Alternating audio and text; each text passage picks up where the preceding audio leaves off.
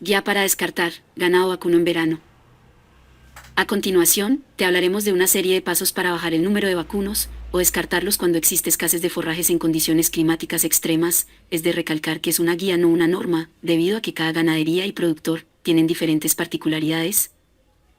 Generalmente en algunas ganaderías, en las épocas de sequía se hace necesario descartar algunos vacunos. Si en el año la sequía no es muy grave y la finca tiene una buena oferta de forraje, se realizará el punto 1, caso contrario si la falta de forrajes es grande, se deberá llegar hasta el punto 6, y así sucesivamente. Punto 1.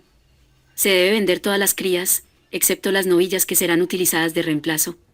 Punto 2. Vender todas las vacas que están en malas condiciones. Punto 3.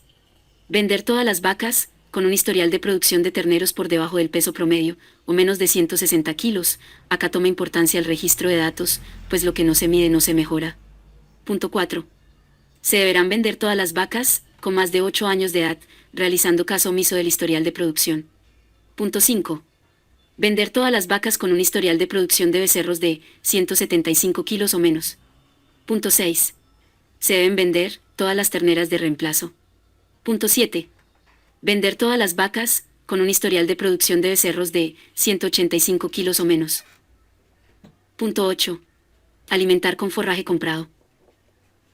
Los anteriores puntos serán desarrollados en años con producciones por debajo del normal, pero en aquellos años en los que la producción de forraje sea mayor que el normal, se deberán considerar los siguientes pasos.